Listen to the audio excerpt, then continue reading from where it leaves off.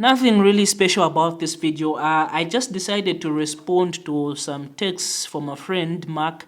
So one day I wake up with 75 notifications on Facebook and about 76 on Instagram, and I'm scared only to see that it's this Mark.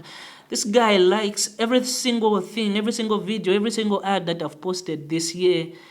And so this is some sort of appreciation to the dude.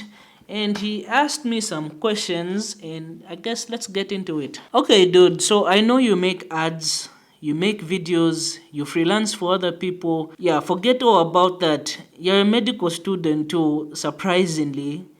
Make a video talking about that. I have some questions for you. Okay, so here goes the first one. What has been the wildest thing that has happened to you whilst being at the hospital? Ooh. Where to start from? I guess so many things have happened, but I think if I could pick a top one. So this one time, a friend and I were sent to look for a patient with Hirschsprung's disease at the children's surgical ward. And we entered this ward, just, usual patients, kids, I think 2 nurses and 1 doctor. So this doctor sees us, there were no students here. This doctor sees us and is like, ooh, okay, let me make these marks work. He calls us, we start moving with him despite not even working from that ward. We've never been there before. And we reach at this child, the baby is crying, and he tells me, okay, can you go and draw for me about 10 cc's of normal saline? I've never been in this ward, I don't even know, so he just points, you'll find it somewhere there. So I enter this room, I'm checking, I'm putting things all over the place, and I find the normal saline. I start drawing about 10 milliliters. Then I place my left hand down and I prick myself, and I'm like, oh snap, I am gone. I am dead. Crud. The worst place you ever want to prick yourself is in a hospital ward. My goodness. So 3 months prior to this happening, I hear of this girl who pricks herself again with blood in her room, surprisingly, with blood of a hepatitis B patient. So medical students normally will have different things because doctors are sending you. We happen to put some of these things in our lab coats and we forget certain times. I have a bunch of bottles and stuff like that. So she pricks herself with blood, hepatitis B positive patient. And then like, I can see that happening, but you really have to be careful. Then 2-3 weeks prior to this happening, me pricking myself, a friend of mine, a close friend, tells me that he just pricked himself and that was blood of an HIV positive patient. So I'm there, I've pricked myself. I don't yet want to remove my hand. I'm praying and hoping that, oh my goodness, this shouldn't be something, my goodness, crud. So I'm thinking, okay, I need to go on some prophylaxis now. I don't know, I have to do some counseling. This is a stupid mistake. How can I do this? And the doctor there is busy calling me, hey, fast, where are you with the normal saline? And I'm like, oh God, I am gone. So, like, okay, I don't feel any blood. Maybe that's because I'm putting pressure on it. But again, it should be a microcut. But then I start thinking mosquitoes don't really penetrate that deep, but they can still give you malaria. And I'm like, okay, just be a man and take your L. I'm thinking, okay, so I'll have to call my parents and tell them about this. It was really stressful. So I lift up my hand and see, oh, it was the needles I had put down. My goodness, the relief. So in the moment of all that pressure and all that, I forgot that I placed some needles there and I pricked myself. I think about 2 or 3 of them. I discard of those and I'm going like, geez. I think that has been the wildest thing that has ever happened to me. Ish. Forget about being shouted at and then being told you're not worth it, or being asked how you even passed grade 7 by these mean doctors. Pricking yourself at the hospital is a scary thing. It's a scary thing. Just fluids touching your body. Yeah, so I guess that was the wildest thing. On to the next question. How stressful is it being on the ward? Not as stressful. Time consuming, yeah, not as stressful, minus the mean doctors. Not really stressful. For me, I think it was like the second week of being on the ward. So we're in theater. This lady was just from having a total abdominal hysterectomy, and the theater has been cleared for the next patient. And even before that can finish, another patient is brought in. She has been in prolonged labor for God knows how long, and so you're trying to protect the life of the baby at that point to prevent severe hypoxia. So people are running left, right, and center. Go, doctor, this, that. Hey, your student there. And I was there like, it felt so strange. I didn't know. I'm not really a fan of medical series. I don't know if that ever happens in medical series. But anyway, so people are running left, right, and center, here, there. And then this one lady looks at me. She's putting some anesthesia onto the patient so that they can have a C-section. And so she looks at me, hey, you student there, strap in. I'm like, what the heck is a strap in? Why is a strap in? And she's there, cannulate. I'm like, now you want a cannulate, strap in. I don't have a clue. This is just my, third, fourth, fifth day of being here. And, people won't really consider that. They see you there, they expect you to at least have certain basic understanding of how certain things are done. My goodness. It was one of the most stressful times. So I'm there, I'm thinking, oh my goodness. So there, I'm still trying to figure out what a strapping cannulate is. My goodness, that for me, I think has been the most stressful time ever being on the ward. It even ruined the whole emergency medicine for me. It ruined that. The fact that people are all over the place, running up and down, rushing. Every single thing you do might break or make you. That I guess I hate. I think that has been the most stressful part. Okay, on to the next question. What is the most profound thing you've seen? Where to start from? You get to see a whole lot. You honestly get to see a whole lot. And when you have patients, you're screening them or collecting them, basically getting their information, what brought them to the hospital. These patients are telling you close things that really some have never really spoken to anyone about that. And there's a whole lot of profound statements that you get to hear just by clicking these patients. But I think for me, the main two. Okay, so number one. So just some contextual understanding. The time I started medicine, it was 7 years. I'm hearing now that it's like 6 years, I don't know, throughout the entire Zambia. So your first 2 years are pre-med. First year, your A-levels, your mathematics, physics, biology, chemistry. Your second year, they're introducing you to some new concepts, organic chemistry, analytical chemistry, blah, blah, blah. You go into your clinicals, and the preclinicals, it's still some deep stuff. Your clinicals, you're there now looking at patients. So by the time you're reaching your clinicals, things like seeing dead bodies is something that's normal to you. But then something profound happened. I think for like 2 weeks, I happened to be seeing dead men. Not really like your anatomy cadavers, but like people 2 minutes ago passed away, been taken to the mortuary. For 2 weeks straight, just men, not women, not kids, just men. And surprisingly, for the patients I was clerking, the females, all of them were widows, which was weird for like 2 weeks or so. If not that, but it was just women, majority of them, women, and some were widows. It was really, really strange. And during that time, the profound thing that came was how death is inevitable and it will happen to everyone eventually. But the thing that stuck out to me, speaking to these women and seeing men dying, wasn't even the whole thing of generational wealth and leaving something that would last for your kids or something like that. It was more of like, a sense of memento mori, remember death. Psalms 90 verse 12, it went above all of that. Teach us to number our days so that we might live them out in purpose. It went more into relationships, because I'm all for that, leave wealth for the next generation, for your kids and everything. But it more of changed what I would be looking for in a partner, in a future wife. It was so strange, the fact that I was now imagining what would happen suppose my wife gives birth or has a child and a couple moments later I die, because death is inevitable. At that point, I really felt it like, yeah, death is inevitable. It will come eventually at one point. And so I was thinking, so what happens, suppose I have a wife and I leave her? What type of morals will she instill into my kids? What principles will she put upon that? I know it's a two-way thing, but it changed what I was emphasizing and prioritizing when it came to relationships and what to look for in a partner, which was really weird.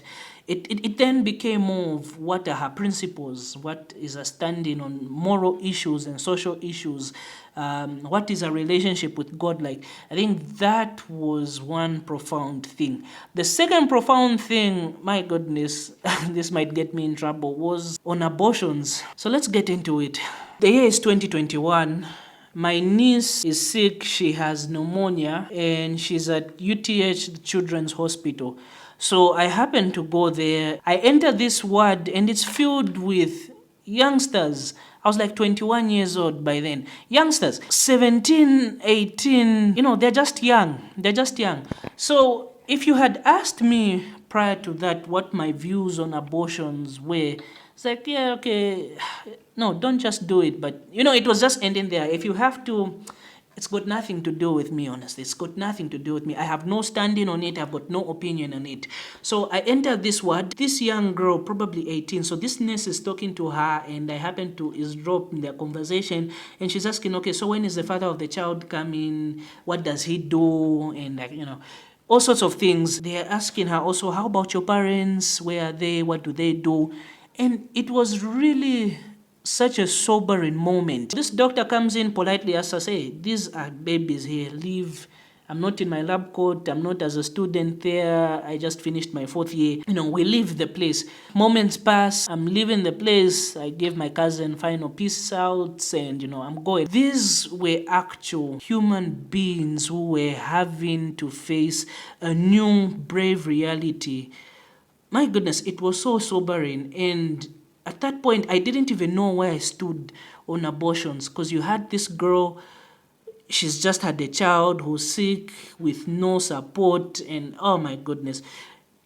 I had no opinion on it at that point. I didn't know my scientific views, my personal moral views, my religious views. All of them at that point were just clashing with each other, contradicting each other. I didn't really have a standing with that. So fast forward a couple of months later, and now I'm in the hospital as a student, and somewhere around 23 or so, this woman has a spontaneous abortion. So some contextual understanding. So abortions, 2 types, yeah? You have your induced abortions, which, go figure, are induced, You're inducing them for X reason. And you have spontaneous abortions on the other hand, again as the term, spontaneous, it's not induced, It might happen, it might not happen, it might happen because of X reasons. It's spontaneous. That's a whole different topic. You can use SlideShare to learn about abortions on a medical side part of it. You can also check out on the statistics and all that. It will be a pretty cool thing for you to do, sobering. So it's around 23 hours. This woman just had a miscarriage. She had a spontaneous abortion, and the child should have been like 18, 19 weeks. Viewer discretion again. 18, 19 weeks old child. And I've taken embryology.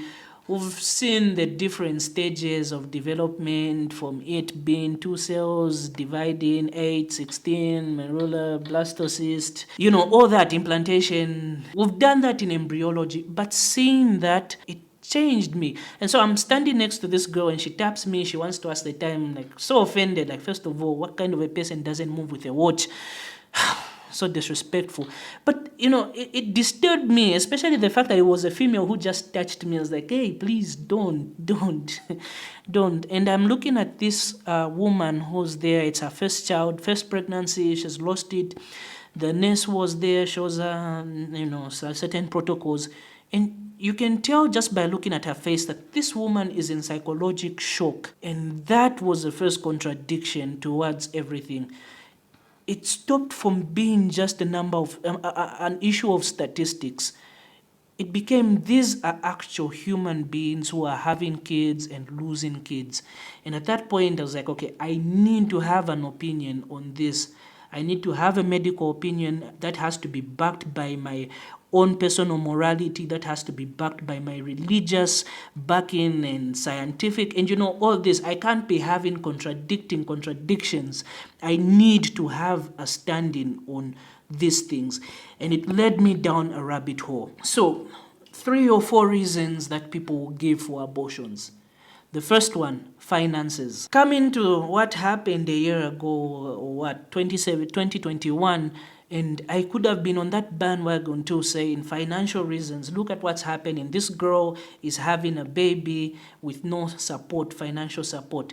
But all this changed when I rotated in obstetrics and gynecology.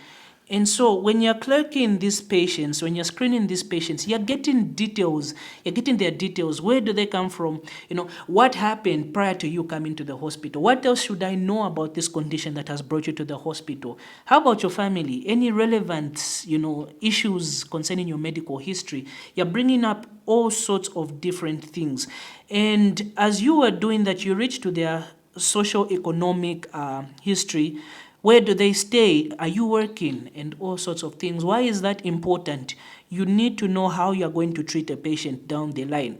I mean, if the patient needs some radiological findings to be done, are you going to suggest an MRI that will cost 1,500 kwacha or more, or you can suggest an X-ray that might cost her 80 kwacha or more? Is she on insurance? So there's that need to know the socioeconomic status of a patient.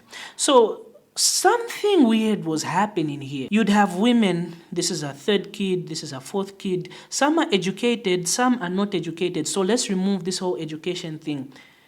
She won't even bring up the issue of abortion. Coming from one-roomed house, 3-4 kids and stuff like that. Some of them are educated, but life just so happens. These women aren't bringing about or even asking about abortions, or I can't manage, I can't sustain. And then you have another group. These, of course, won't be as common in government hospitals. They would rather go to private clinics who will bring up the point of finances and stuff like that. But there's a staggering difference between these two groups of women. One word, marriage. Just that one word, marriage. You find these women who are coming from really poor socioeconomic backgrounds, or all sorts of backgrounds, not just poor socioeconomic backgrounds. Anyway, it's like a fluctuating cave, different backgrounds, different financial statuses. Marriage is the one thing that was holding on the whole issue of abortions. You find that majority, it was so rare for you to ever find the thought of abortion coming in when that woman is married, as compared to these others, which brought me to this. Sex is a good thing, but it was meant to be enjoyed within the confines of marriage. Call that my own moral standing, call that my Christian views, but sex was meant to be enjoyed within a marriage. And unfortunately, and fortunately, both ways, when you have sex, you might end up getting pregnant. And it's a scientific fact. I mean, that's just the way we were designed. And when you start seeing with these people, and some of them would even be making those claims, are coming from well-to-do backgrounds, but they are not married. They are not married to this guy, or they are scared that he might not be supportive. They're scared of what their relatives or the community at large will say. But then, these are certain things that you have to be responsible about with the type of guys. And even for us guys, sex might end up in someone getting pregnant at the end of the day. And it's a fact. These are things that we just have to face. It's reality. So that really scraps up the whole point of finances. The fact that we have to make mature, informed decisions. When you sleep around, someone ends up getting pregnant. Eventually. Science has proved that. No doubt about that. The second thing that I've noticed during this time was also the thing of rapings. And my goodness, I didn't really see this video going there. It's a spontaneous video, like I said. The second thing that I can think of at the top of my head is the issue of rapings. My goodness, ain't that its own discussion altogether? So let's talk about it, rapings. This is a serious issue, and all rapists should be put behind bars. They are a threat to society, and we just have to talk about it. Can rapings justify abortions? If you happen to go and just search on YouTube, speak to people in the streets, rapings happen. Are you going to tell someone who has lived a life and tell them that your life was not legitimate, your life shouldn't have amounted to anything because of the process, the way you were conceived? You were conceived in the act of rape, such an unholy act, and even such things that happen in marriage. At what point are we going to justify that? Now, again, I have a medical background. So this girl calls me and she tells me, hey, I've just witnessed a patient, 14 years old, who has been raped by the father. And we're checking for it. And, she's been all emotional. And, oh, goodness, it is an emotional thing. Now, rapings do happen. Again, we're going to say, to what point are you going to justify taking another human life? At what point are you going to play the role of God who gives the meaning of life? My personal view on that, do your screenings, check for any other STIs, any scrapings, any of that. If that girl has the ability to sustain that pregnancy, please, by all means, just let her carry it through. Unless otherwise, she's 11 years old and they're like, am I justifying abortions now? No. Let's get into some statistics. Less than 2% of the millions and millions and millions of abortions done yearly are due to rapings. Does that now put rapings on a pedestal, on some podium that justifies it? Let's put it this way. So in 2014, my father is taking me and my brother to school and my Matero boys, and we're involved in some partial road accident. Nothing really traumatizing long run. Accidents always be accidents. And it got me thinking, how about people who are at, say, Kafiwe Boys, Chasa, all sorts of other schools outside Lusaka, and they're traveling by bus? How about mugs who get mugged as they are going to school? Does that then give me enough evidence, enough statistical evidence to go to ECZ and say, let's ban physical learning in classes? Kids are getting in road accidents, road traffic accidents. Kids are getting mugged by people in the streets. Let's not forget the trauma that it is. Some are walking X amount of kilometers. Let's just remove all of this. Let's just remove. Of course, there's some basis to justify my reasoning, but statistically speaking, there's insufficient evidence for my claims being made. And that's the same thing with rapings. When millions and millions of babies are being aborted, we can't just remove the whole issue of morality. The fact that people, personally, 3/4 of all abortions will come down to an issue of it being a moral issue. People are doing things that they shouldn't be doing and aren't ready for responsibility. Now, that's not just to say that we're going to say all rapings and justify, let's just say, oh, no, it's not a justifiable cause. These are human beings, again, at the end of the day, and we need to care, we need to be kind, we need to show some love and compassion towards this. But again, it brings me back to the whole thing of who gets to legitimize the basis of life, the meaning of a human life. Regardless of your conception, are you saying that because of the method of you, the way you were conceived, it means your life is not legitimate? Who gives you such authority? Who is the final say on that? Like, no, women are the ones who have, heck, women are being impregnated by men. Men should have views too on all these things. Unless if it was happening through some sort of mitosis, some sort of binary fission where spliced and then she's had an offspring, we wouldn't have a say. This is affecting society at large. Society is formed at its core by the family unit, and this is destroying, when morality is left rampant, it destroys society starting from the family level. So I don't know, it makes me question who gets to say, who gets to be in charge of giving meaning to life. I think God can use anything. And it finally brings me to my religious views and something that I have noticed having spoken to different people on this basis. Any advice I would give to anyone who's Christian is this. Imagine you are for abortion and you're discussing with someone, and because I've noticed Christians will bring up the point of my Bible says this or my religion says this. So let's just try to reverse the roles. Imagine you're having the same discussion and someone brings out a Bhagavad Gita, someone brings out a Vedas, someone brings out a Quran. I'll be like, what the heck is wrong with you? First of all, I don't believe in your God. And they're like, in as much as what you're saying might be morally true, I don't believe. So we need to have a certain amount of wisdom towards how we call a spade a spade. You know, at the end of the day, I feel such moral issues, because of the society we live in, we know how to determine what is right and wrong morally.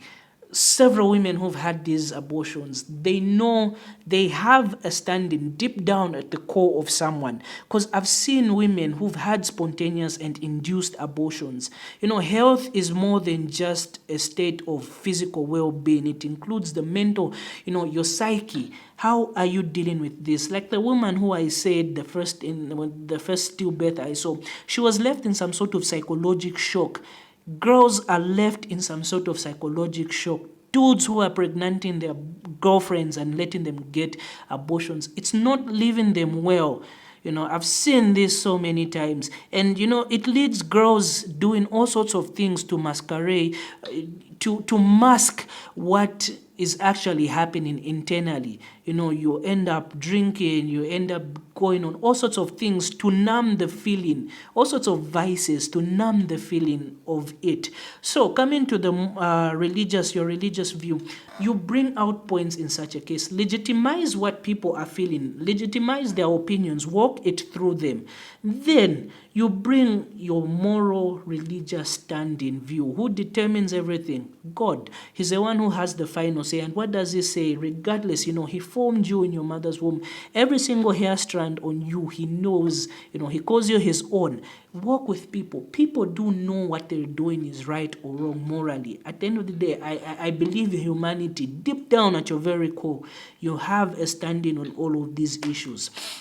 So have some wisdom towards how you will portray these things, as you are calling a spade a spade. And lastly, the last point most people will bring will be the issue of, now you don't care about rights outside the womb, or you're busy trying to do spiritual morality on pregnant women. How about street kids and the like? Most mugs saying this, just reverse that same statement on them. Most of these mugs aren't engaging with society socially. They're not giving to street kids, they're not being kind, they're not engaged in orphanages or any agencies and learning about them, donating and stuff like that. And, you know, that same claim can be reversed to people who are on the no to abortion, the pro-life movement. I think it's about high time we start making, building wealth to a point where orphanages might seem to be an issue of the past. I don't know if that can ever happen, but it starts by us building wealth. You build wealth. It starts by you engaging with these different social issues. But all in all, I guess that's something profound that I have seen, unless I'm forgetting something else that most mugs will use against people who are against abortion. I think these are some of the things at the top of my head. Anyway, like I said, this is not any cool video, no effects here and there, no inserts. I didn't even know it would reach this far. So yeah, shout out to Mark again for supporting. I'm grateful for the 75, 76 notifications I received. You're awesome. And really, this is a conversation I just felt like having. So thank you for listening. If anyone has reached this point. Okay, to the few people who've reached this point, thanks for watching this video. This channel isn't as serious as it is. Check out other videos here. Peace. Two heads is better than one. Yeah. He told me he bring the cutter, we cutting out ultras, the NBA goes to the planting, and just he's a crisis, the truth.